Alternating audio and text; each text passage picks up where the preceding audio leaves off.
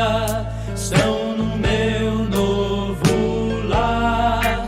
Sou herdeiro com Cristo, vou com Ele morar. Céu, lindo céu, lindo céu, há mansões celestiais, todas feitas por Deus. Céu, lindo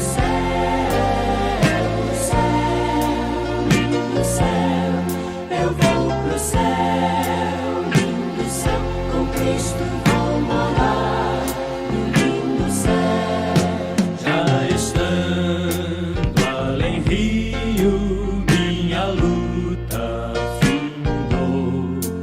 Eu não temo mais pecado, pois Jesus me lavou. Oh, que glória na subida pras alturas dos céus. Cantarei a linda história do Cordeiro de Deus. Céu, lindo céu, há mansões celestiais, todas feitas por Deus. Céu, lindo céu,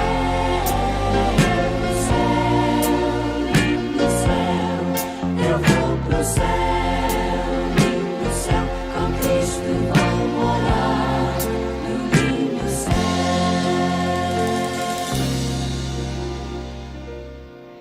Manso e suave, Jesus convidando, chama por ti, por mim.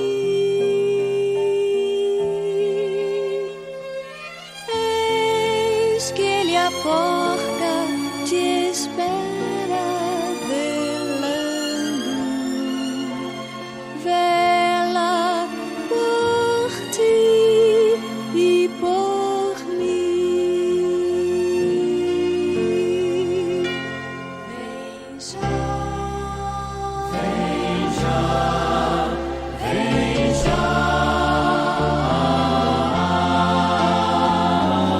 alma cansada, vem já.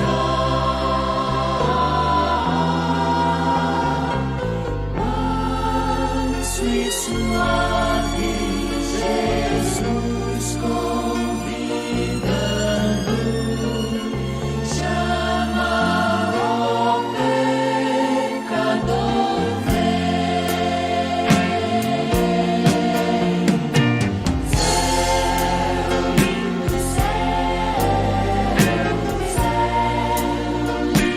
céu, há mansões celestiais, todas feitas por Deus. Céu, lindo céu, eu vou pro céu, lindo céu, com Cristo vou morar no lindo céu.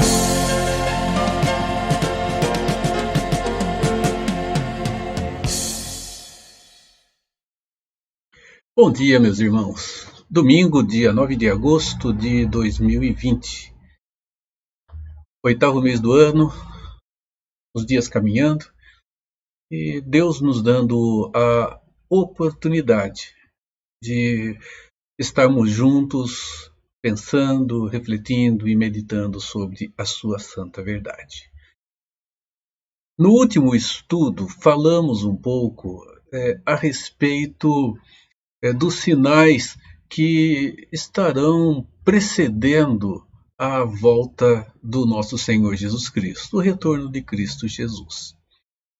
E hoje nós vamos continuar falando sobre isto, dando uma pincelada sobre este assunto, falando um pouco a respeito dessas marcas que acontecerão até que derradeiramente o retorno de Cristo, o nosso Senhor, o nosso Redentor, aconteça. Eu quero te convidar para fazermos a leitura da palavra de Deus no Evangelho de Mateus, capítulo 24, verso 3 ao verso 14. A santa palavra do nosso Deus diz assim: No Monte das Oliveiras achava-se Jesus assentado, quando se aproximaram dele os discípulos, em particular, e lhe pediram: Dize-nos quando sucederão essas coisas, e que sinal haverá da tua vinda e da consumação do século. E ele lhes respondeu: Vede que ninguém vos engane, porque virão muitos em meu nome, dizendo: Eu sou o Cristo, e enganarão a muitos. E certamente ouvireis falar de guerras e rumores de guerras. Vede que não vos assusteis, porque é necessário assim acontecer, mas ainda não é o fim. Porquanto se levantará nação contra nação, reino contra reino, e haverá fomes e terremotos em vários lugares. Porém, tudo isto é o princípio das dores. Então sereis atribulados e vos matarão. Sereis odiados de todas as nações por causa do meu nome. Nesse tempo, muitos hão de se escandalizar, trair e odiar uns aos outros. Levantar-se-ão muitos falsos profetas e enganarão a muitos. E por se multiplicar a iniquidade, o amor se esfriará em quase todos. Aquele, porém, que perseverar até o fim, esse será salvo. E será pregado este evangelho do reino por todo o mundo para testemunho a todas as nações. Então virá o fim. Ore comigo. Nosso Deus, há muita coisa que nós gostaríamos de saber, de ter diante de nós explicação mais clara. Mas muito, Senhor, está reservado exclusivamente para o Senhor e nós saberemos quando estiver de fato tudo a acontecer. O que nós temos diante de nós, como o Senhor mesmo nos ensinou através da Tua palavra, é que aquilo que o Senhor nos revelou é para o nosso conhecimento. E aquilo que não nos foi revelado não pertence a nós. Pertence ao Senhor na exclusividade da Tua santa e perfeita sabedoria. No entanto, Senhor, aquilo que nos foi dado a conhecer, precisamos nos esforçar para conhecermos o máximo que pudermos dentro do entendimento mais preciso que a Tua palavra nos dá. E nesta manhã pedimos que nos ilumine, para que estudemos a palavra do Senhor e tenhamos um pouco mais da compreensão da Tua verdade, no que diz respeito à nossa caminhada aqui e às expectativas que alimentamos do retorno do nosso Salvador. Ilumine-nos, Senhor. Pedimos em nome de Jesus. Amém. Vamos para um intervalinho, meus irmãos, louvando ao nosso Deus com o Quarteto Átrios, e daqui a pouco nós voltamos.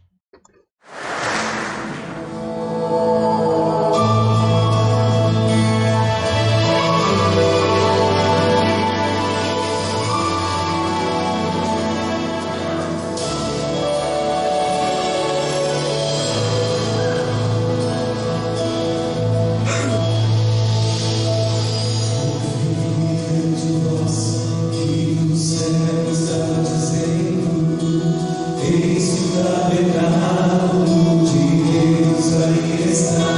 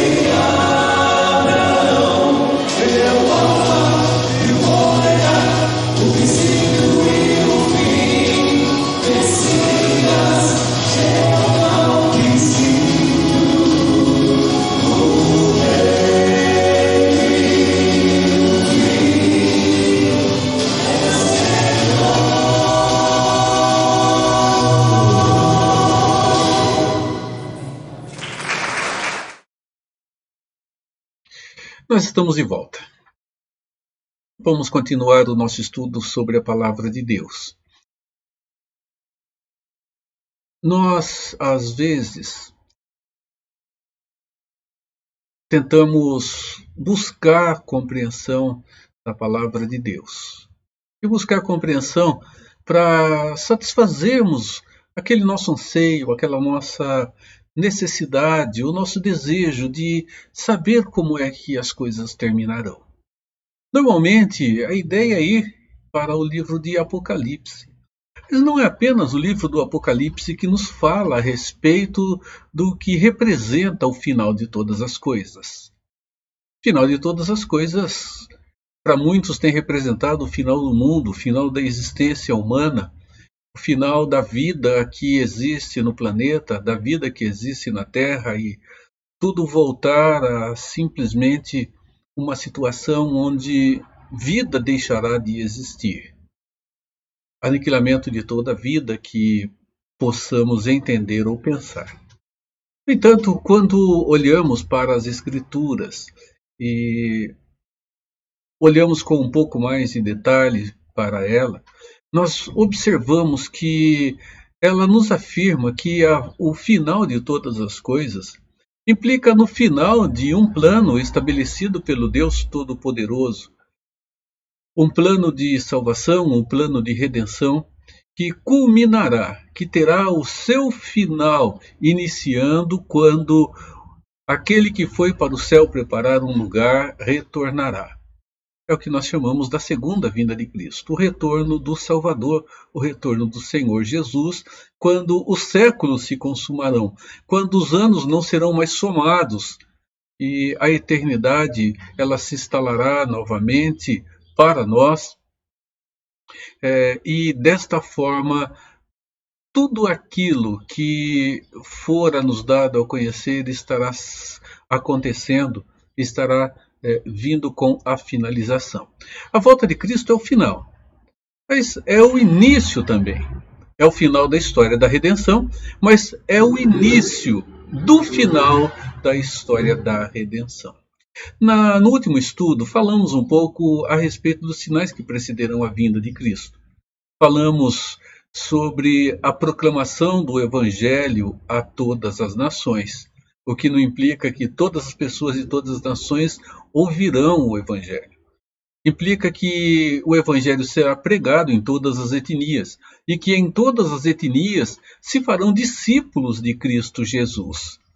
Falamos também a respeito da conversão dos judeus, que muitos têm entendido a ter acontecido, e o seu início acontecendo em 1948, quando o Estado de Israel foi novamente organizado como nação.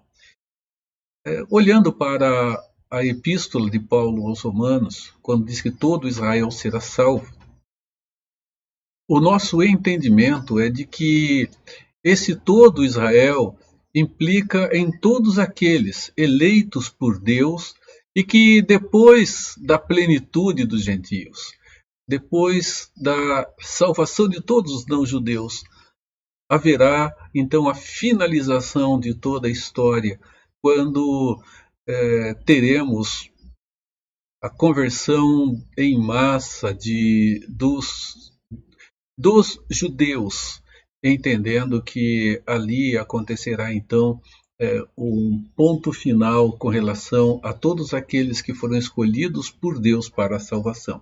Significa que o judeu também necessita de Cristo, que judeus também fazem parte do processo da eleição divina e que desta forma o povo de Deus será constituído por judeus e gentios de todas as nações, remidos por Cristo Jesus, tendo a sua dívida paga por ele, e que estarão reunidos como o povo santo do Deus Todo-Poderoso. Então vamos continuar o nosso estudo. Quando falamos sobre o final dos tempos, nós estamos falando do que chamamos de glorificação ou a consumação final. Então nós vemos que a glorificação ela tem o seu início com o retorno de Cristo, tem o seu início com a segunda vinda de Cristo. Vamos voltar aos aspectos que vão compor esse momento final. A glorificação, ela terá o seu início quando a segunda vinda de Cristo acontecer, e haverá fatores que envolverão, como começamos já a estudar. Com a segunda vinda de Cristo, a ressurreição dos mortos acontecerá, o julgamento final e, por fim, novos céus e a nova terra. Desta forma, nós estudamos da última vez, na primeira parte, sobre os eventos que precederam a vinda de Cristo, como disse agora, a proclamação do Evangelho a todas as nações e a conversão dos judeus. Então, hoje nós vamos, juntos aqui, estudar 3 outros aspectos que vão se somar a esses 2. A grande tribulação e a grande apostasia, os sinais e prodígios que se instalarão, e um último grande sinal.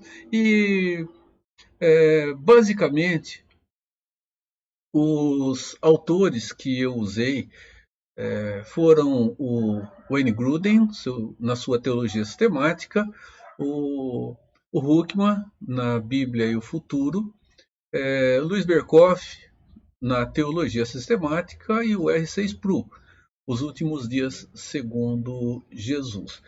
Essas foram as fontes básicas de onde eu tirei as ideias que eu vou expor para vocês aqui nesta manhã.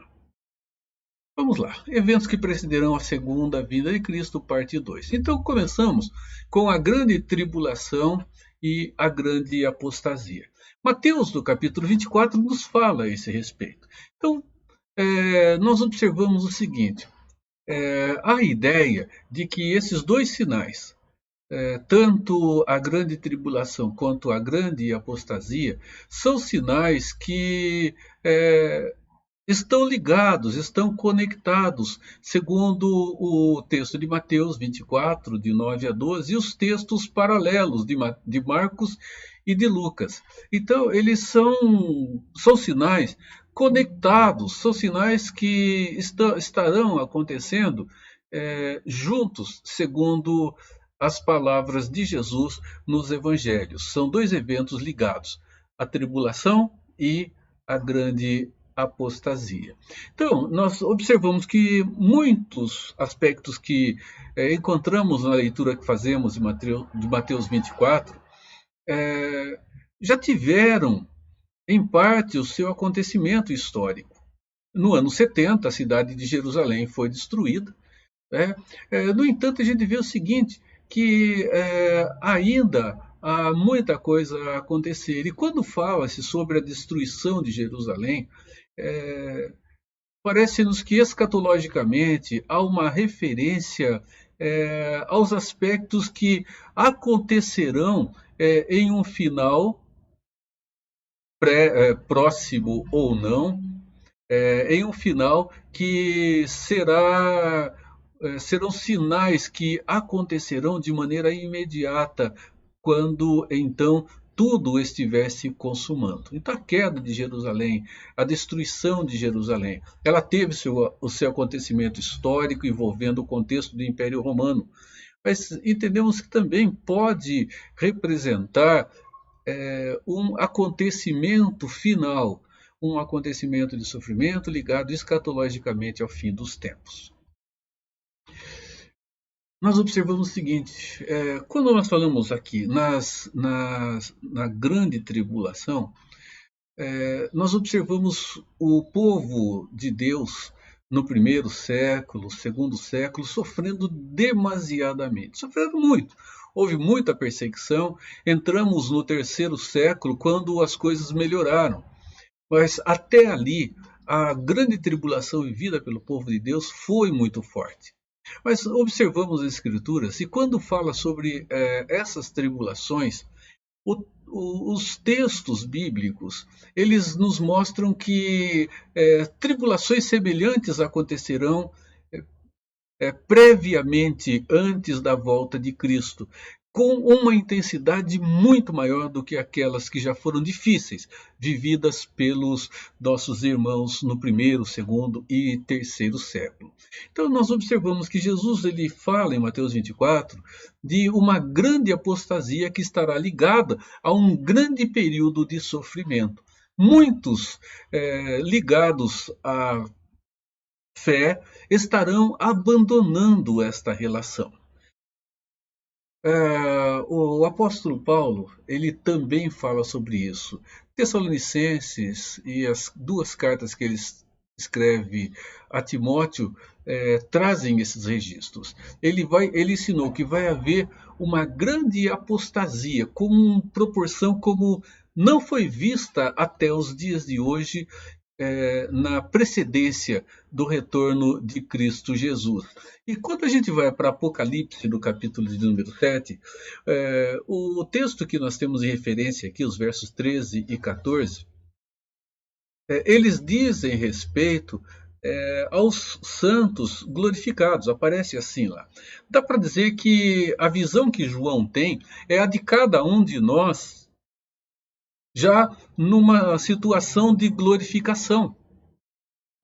E ele vê os santos no céu, e ali a referência são aos santos que saíram da grande tribulação. E no capítulo 6 nós observamos ali a oração, ou a intercessão por vingança que houve aqui. É a vingança santa, não é um ato do coração humano fazendo com que agora haja uma descarga de raiva, simplesmente. Não é nada disso. Mas observamos que a questão da grande tribulação, ela aparece dentro das Escrituras.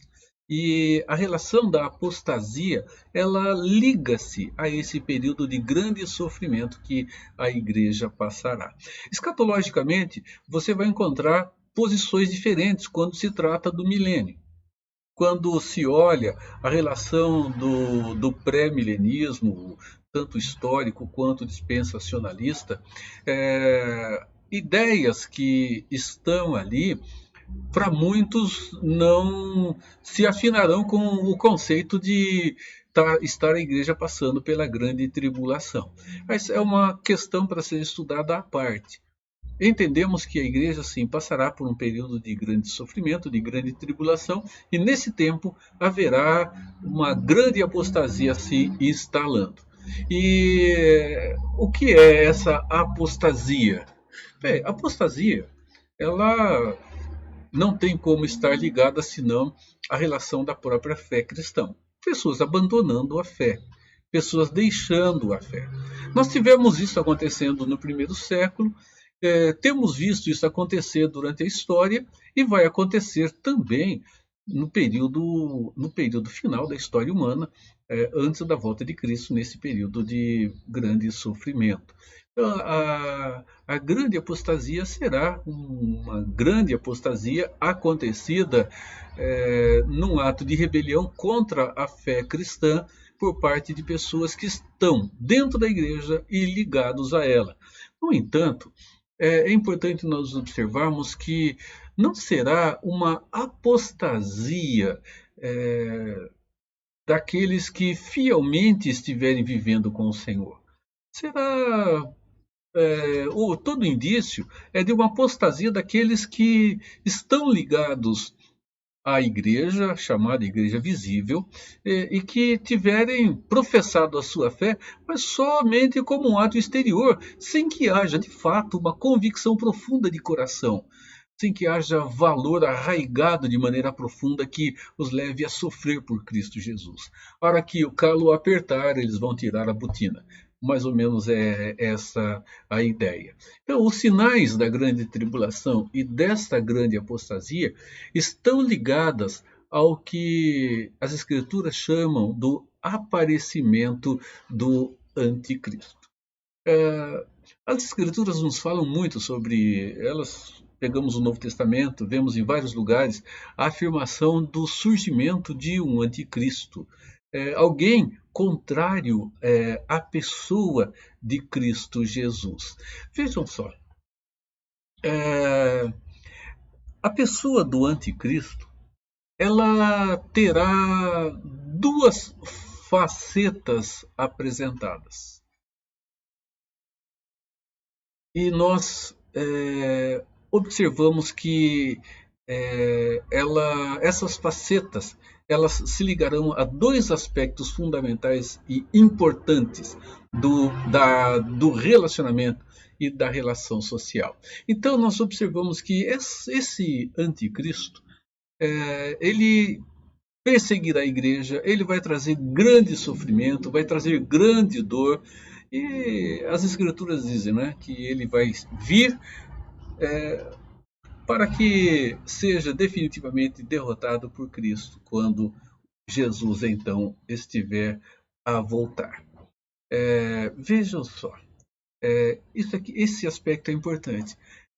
A ideia de que esse anticristo ele vai ser um Cristo rival, quer dizer, ele vai se colocar como um Cristo, opondo-se à pessoa do nosso Cristo, do nosso Redentor e do nosso Salvador. Então, ele vai mostrar-se como um rival e um oponente de Cristo. Alguém que vai se colocar no lugar de Cristo. Vai se colocar como, aspas aqui, aquele que trouxe valores redentores. É aquele que vai forçar uma negação da pessoa de Cristo e que, desta maneira, vai se opor a tudo aquilo que é de Cristo, o Redentor que as Escrituras nos apresentam. Então nós vamos ver que esses dois lados, esses dois aspectos, envolverão uma esfera política. Ele vai ser um líder, parece-nos que com uma ação política muito forte. Vamos entender a questão política como aquele conceito de domínio e de administração, mas não vai ser só isso. Ele atuará não apenas na esfera política, mas na esfera eclesiástica também. Como anteriormente agora eu disse, ele vai se opor a Cristo e vai se colocar no lugar de Cristo. E terá um domínio sobre as relações administrativas. E nós observamos Daniel mostrando isso, e observamos também o apóstolo Paulo descrevendo tanto um lado quanto o outro. E João também descreve os aspectos da pessoa do anticristo envolvendo esses dois lados importantes e fundamentais de toda a existência e relação humana. Nós tivemos um fato na Idade Média que nos dá ideia de como isso acontecia. Isso pode acontecer. Não estou me referindo ao anticristo ali, colocando figuras religiosas e políticas da Idade Média como o anticristo. Sim, temos ali uma figura de um anticristo. Muitos se colocaram dessa forma e podemos considerá-los assim. Mas quando se fala do anticristo, nós estamos falando de uma figura que terá essas facetas que já outros demonstraram, mas que será de uma força muito maior do que já se houve. E será definitiva. E nós observamos que naquele período a liderança política pesou sobre a relação eclesiástica para ter domínio sobre tudo. Então, o aspecto político e o aspecto eclesiástico, eles são muito fortes. Porque a questão administrativa ela precisa acontecer, mas não só isso. Naturalmente, todos os seres humanos têm em si uma relação religiosa não denominacional, mas de necessidade de algo para ocupar o seu coração no sentido de adoração, mesmo que ela não seja uma adoração religiosa. 2. Os sinais e prodígios. Então, primeiro, nós temos aqui a grande tribulação e a apostasia. Agora, olhamos um pouco para os sinais e prodígios. Talvez você já tenha ouvido, esteja ouvindo também, que nós estamos vivendo o final dos tempos, porque os sinais e prodígios que as Escrituras nos falam, elas estão diante de nós. Nós temos guerras, rumores de guerras, pestes, esfriamento do amor e muitas outras coisas. Meus irmãos, esses sinais e prodígios, eles terão uma intensidade muito maior à medida que a volta de Cristo estiver a acontecer. A gente está vendo por aí, né? Guerras, rumores de guerras, mas é interessante a descrição de Jesus em Mateus 24. Diz que quando esses sinais estiverem acontecendo, nós teremos simplesmente o começo de tudo, não será o fim. É o começo do período de grande luta e de grande sofrimento que precederá a volta de Cristo Jesus. É a imagem de um parto que vai se delineando e demonstrando a renovação ou a recriação da vida e de tudo que estará se consumando e se realizando na vinda de Cristo Jesus. Então, vamos ver que ligados a esses grandes sinais, haverá o surgimento de falsos profetas que vão levar pessoas a se desviar da pessoa de Cristo Jesus. E é interessante dizer que eles vão fazer muita coisa que será de possibilidade de engano até mesmo para os eleitos do Senhor. É interessante que esses falsos profetas, as Escrituras dizem que eles realizarão sinais. Isso nos chama a atenção. E nós estamos vivendo num tempo em que fazer sinal é olhar e entender que ali está a manifestação de Deus. Irmãos, sinais e prodígios que as Escrituras nos descrevem, diz que eles acontecerão, eles vão existir. Mas observem, nem todo sinal e prodígio, mesmo sabendo que todo poder para que ele seja realizado tem origem em Deus, eles não serão realizados necessariamente por Deus, não serão necessariamente realizados pelo Senhor. Nós observamos isto quando Moisés chega para o faraó, e ele é mandado por Deus, e ele faz com que sinais aconteçam. E é interessante que os conselheiros do faraó realizaram os mesmos sinais. Bem, eles estavam realizando sinais por uma ação determinativa de Deus. Não, Moisés estava fazendo isso, eles não. Então, nós temos que tomar cuidado, porque nem todo sinal, segundo as Escrituras, eles terão procedência em Deus. Mateus, nas palavras de Jesus, diz isto, que haverá a realização de muitos sinais. E eles farão isto para tentar enganar os próprios eleitos. Vejam só.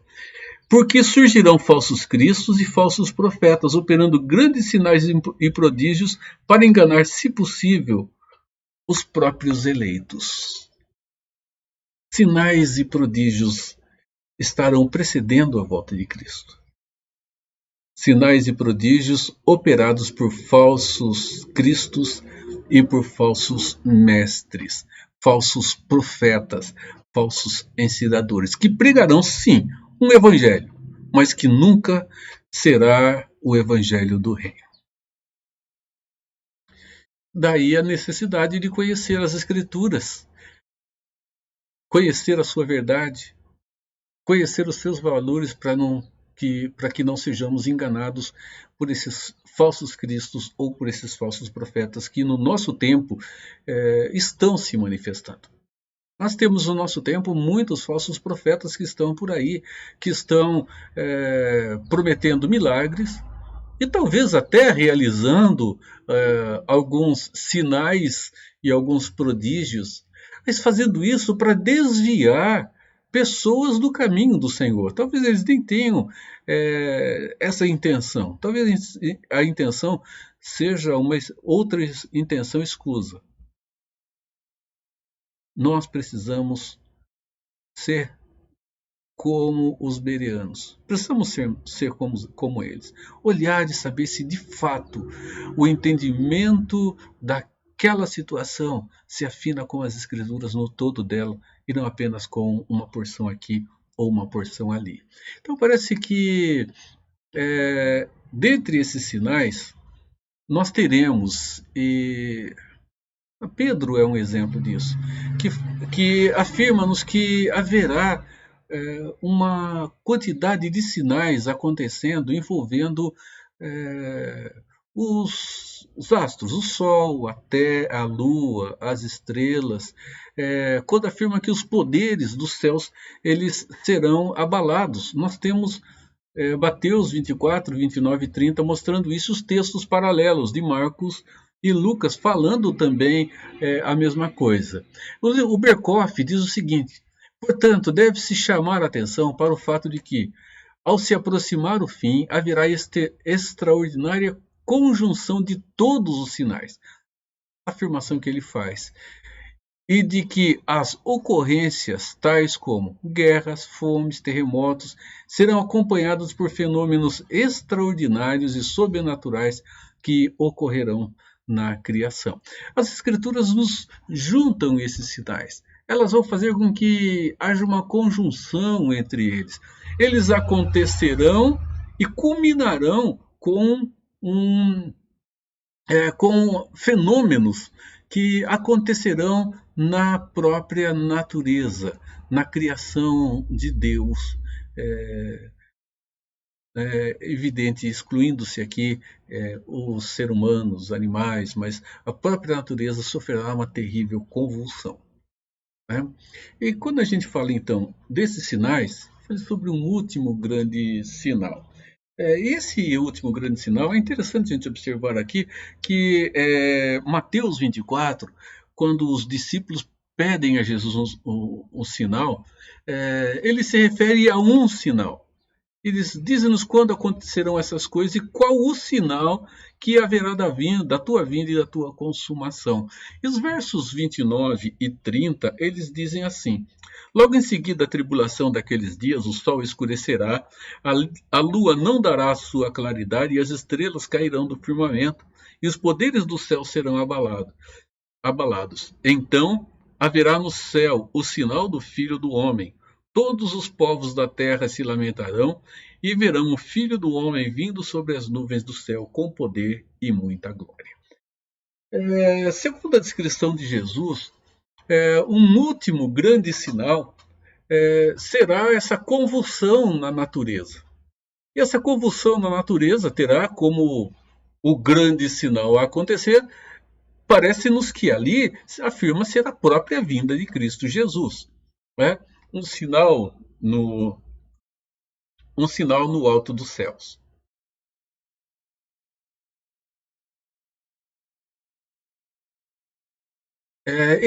Os sinais que nós temos estudado são sinais chamados de sinais preliminares da vinda de Cristo. Preliminar é aquilo que vem antes, né, do evento maior, do evento principal. Né? Quando jogava futebol, nós tínhamos o primeiro e o segundo, né? Chamado o principal e o cascudão, assim era chamado.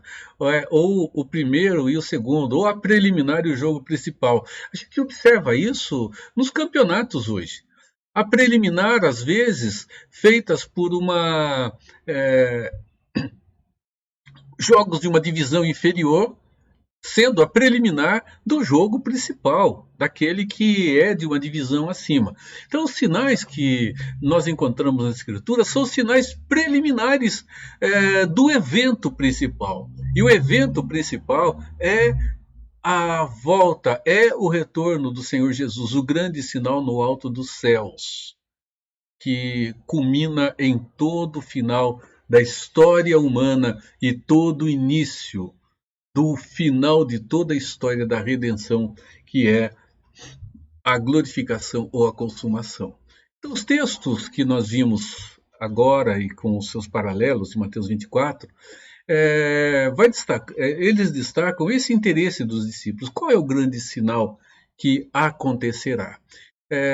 O William Hendrickson diz no seu livro A Vida Futura Segundo a Bíblia o seguinte: enquanto a Terra é embebecida com o sangue dos santos durante a mais terrível tribulação de todos os tempos, o sol se escurecerá de uma vez. O texto do Hendrickson diz assim: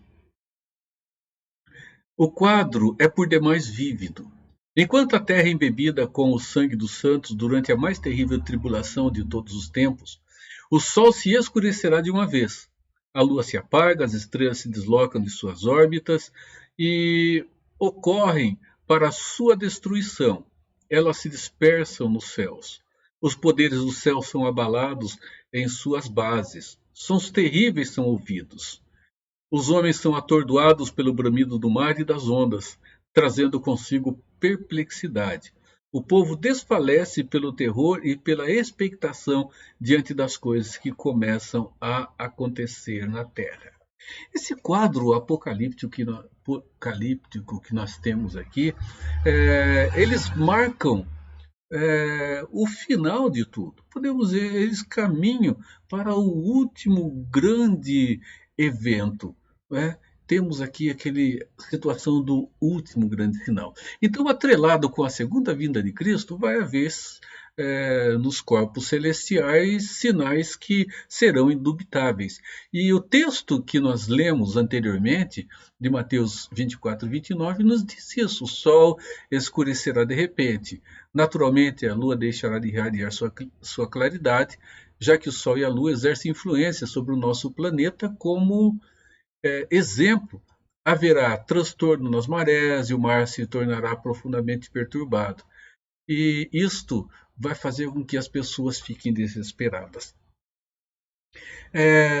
Nós não temos como saber em todo relatar dos eventos que precederão a volta de Cristo,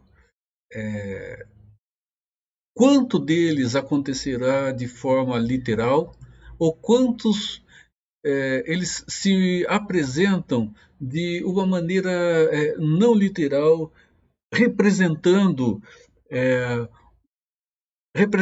algo que deve acontecer. Mas a gente vê o seguinte: a realidade das descrições impressionam a gente. Nós não sabemos quanto de literalidade existe nela, mas existe literalidade sim. Existe literalidade e ao observarmos esse quadro, nós vemos que o final ele será de fato de impressionar e impressionar muito. Nós temos uns filmes apocalípticos que mostram uma tentativa do final de todas as coisas. Podem ter certeza que aquilo que é visto em filme, por mais que tente-se descrever uma tragédia, seja de imagens impressionantes, o que as escrituras descrevem. E muito é tirado daqui. Muito dessas obras cinematográficas têm a sua origem no que as escrituras nos dizem sobre o final dos tempos. A gente olha 2 Pedro 3,10 e a gente vê o seguinte: as palavras de Pedro nos mostram que não temos como fugir da literalidade de muitos fatos. Não há como isto não ser entendido, esses fatos serem entendidos literalmente. A gente olha para Apocalipse 21 e Ali nós podemos e devemos entender literalmente. João, ele vê um novo céu e uma nova terra. Por mais que muitos tentem alegorizar, outros tentem desvalorizar esse relato, como ouvi certa feita. Um princípio hermenêutico ou de interpretação que nós devemos seguir. Aquilo que dá para ser entendido literalmente deve ser entendido. O que não conseguimos entender literalmente, devemos procurar o sentido que aquele relato descreve. Irmãos, muito do que está aqui, não há como não entendermos que pode ser literal. Nós temos, por parte de muitos grupos, a afirmação de que haverá uma destruição total de todas as coisas. Três concepções nós podemos observar. Né? Por exemplo, todos os seres humanos eles serão destruídos e nós não vamos ter ninguém mais presente aqui na Terra, a destruição será geral. Na época da Guerra Fria, entre União Soviética e Estados Unidos, se afirmava que havia potencial das duas nações para destruir várias vezes o nosso planeta. E isso trazia, entre aspas, equilíbrio entre as duas grandes forças militares. Uma afirmação de que vai haver um momento em que alguém botará o dedo no botãozinho vermelho e o planeta será desfeito. Toda a vida vai ser aniquilada. Uns têm pensado assim. Outros têm dito o seguinte, que você talvez já tenha ouvido isso, de que dentro da órbita solar, a Terra vai chegar, como ela é elíptica, ela vai chegar um momento que ela estará tão distante do Sol que a sua temperatura ela vai baixar a tal ponto de que não vai haver possibilidade de vida presente aqui, tamanha a baixa temperatura. Ou uma nova era glacial, um congelamento absoluto. Isso vai extinguir toda a vida sobre a Terra. Nós temos uma outra ideia, que é a teoria de que nós temos corpo celeste, temos aí um grande meteoro que está vindo em direção à Terra e que vai se chocar contra a Terra, que vai causar um impacto tão grande que vai aniquilar absolutamente toda a vida na Terra. Simplesmente o fato de chegar até o planeta vai gerar um aquecimento tão grande que toda a Terra ela será queimada e a vida será extinta sobre o nosso planeta. Essas ideias com relação ao final dos tempos, elas não têm a sua sustentação, meus irmãos.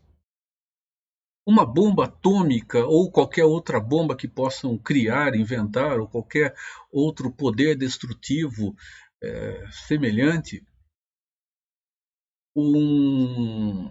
o afastamento da órbita da Terra, dentro da órbita solar, um choque de um corpo celeste contra a Terra, aniquilamento da vida, eu posso assegurar aos irmãos que isto jamais acontecerá.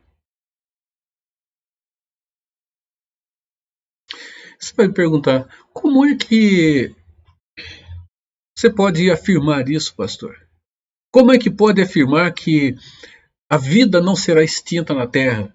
Como poderá afirmar que nós não teremos lá um maluco apertando um botãozinho ou lançando uma bomba como foi em Hiroshima e Nagasaki, de forma tal que exploda o mundo todo, ou tenhamos aí uma situação que traga aniquilamento de toda a vida da Terra com uma nova era glacial, já que é científico observarmos a órbita da Terra e vemos que nós estamos no ponto exato para que a vida aconteça como ela está.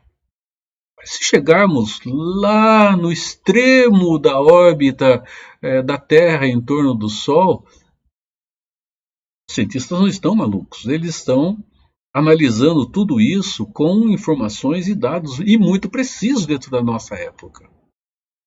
Ou então, esses corpos celestes que estão vagando aí pelo espaço, viajando pelo espaço, né?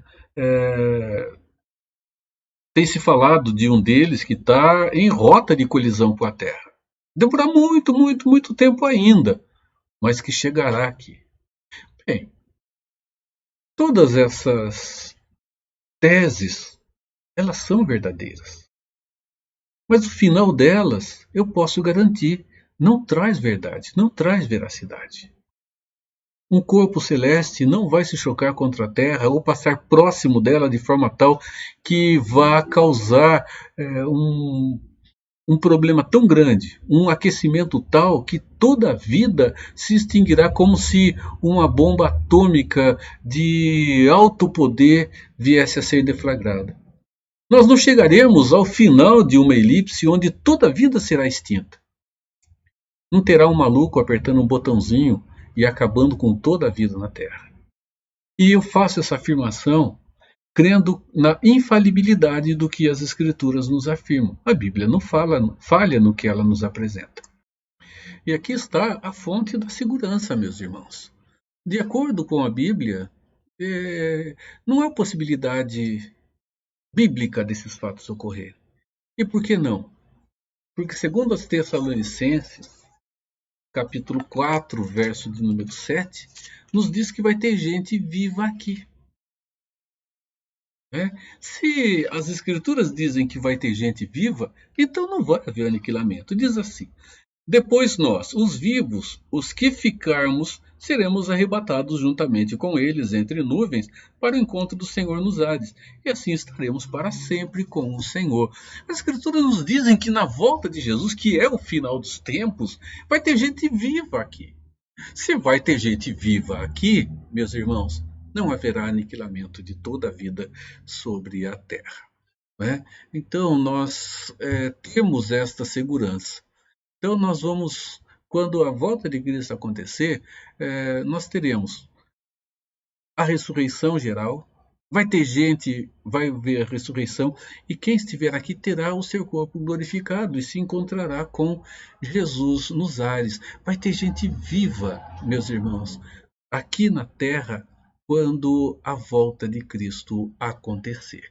Então nós terminamos aqui. Os eventos que precederão a vinda de Cristo. É evidente que o que eu estou afirmando aqui a vocês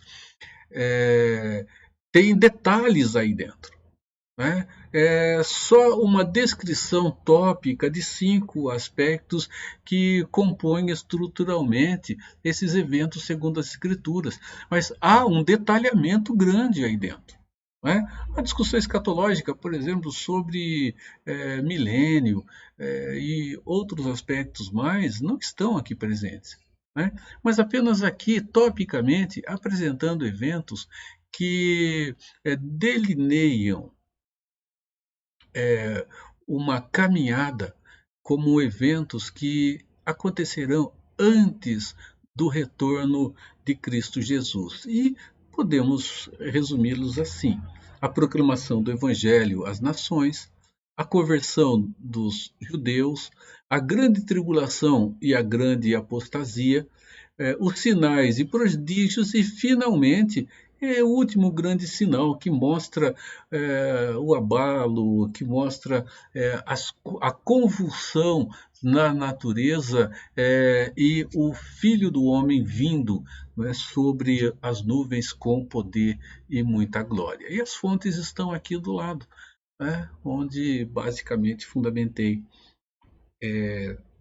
aquilo tudo que nós aquilo tudo que nós pudemos conversar juntos aqui nesta manhã.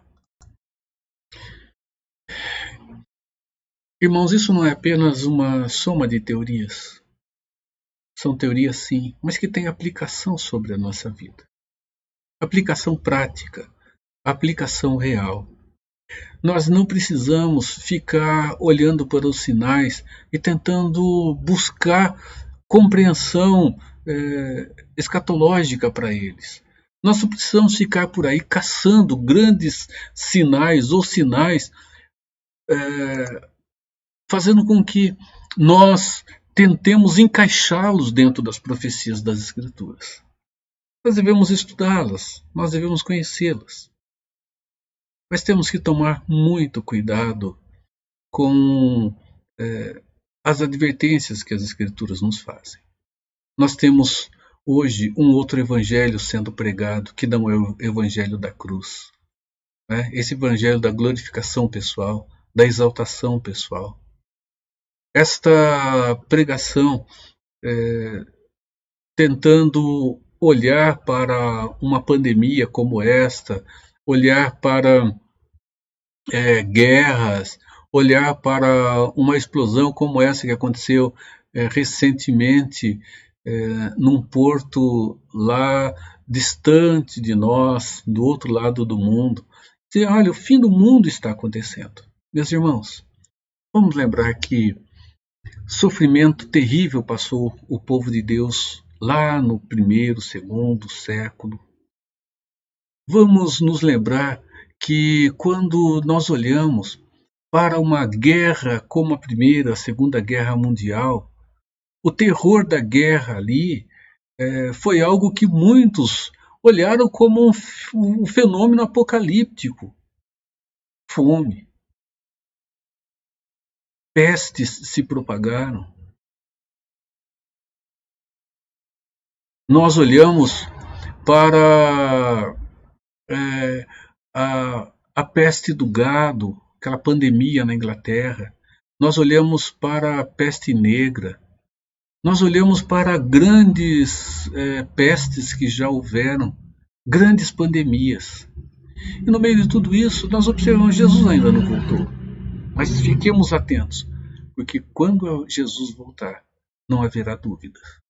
E quando houver o início de tudo isto, ficará muito claro.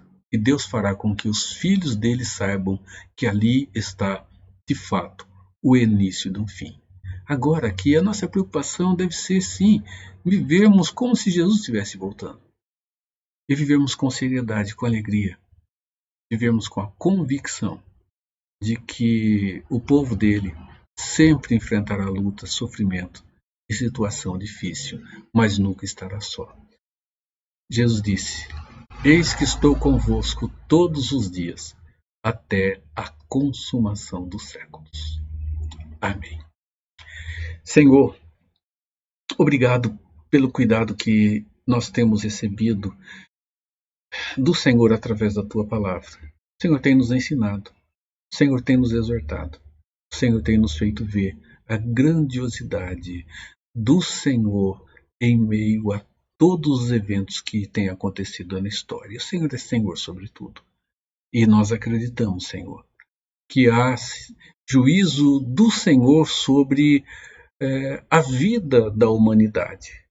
Uma humanidade, Senhor, que desgarra-se de todos os valores que são valores de bem, Pai. Valores que a Tua palavra apresenta. Senhor, as pessoas que não Te conhecem, naturalmente vivem assim. E o terrível é vermos o Teu povo, Senhor, desgarrando-se por tais caminhos. Caminhos que podem parecer caminhos de vida, mas que no final serão caminhos de morte e de sofrimento. Senhor, que no meio de tudo que temos vivido, que o Senhor desperte-nos para que o nosso coração seja renovado e avivado segundo a Tua verdade, segundo a Tua palavra. Assim, Pai, oramos em nome de Cristo Jesus. Amém. Meus irmãos, que o Deus de toda glória, de toda a eternidade. O Senhor sobre todos os senhores.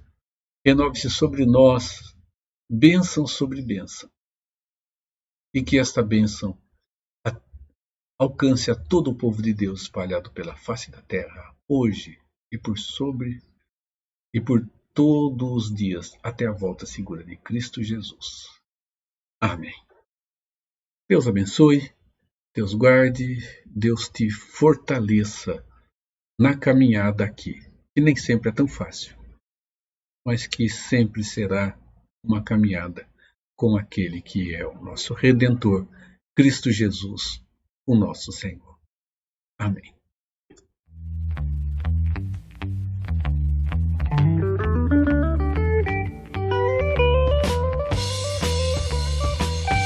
Então se verá o Filho do Homem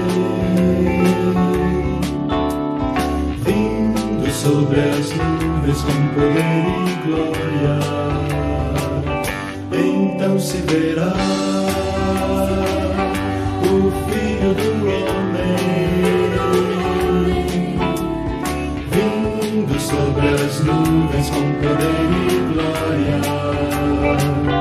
Porque assim como o relâmpago que sai do Oriente se mostra no Ocidente, e assim há de ser a vinda do Filho do Homem. Porque assim como o relâmpago que sai do Oriente se mostra no Ocidente, e assim há de ser a vinda do Filho do Homem. Então se verá o Filho do Homem vindo sobre as nuvens com poder e glória. Então se verá o Filho do Homem vindo sobre as nuvens com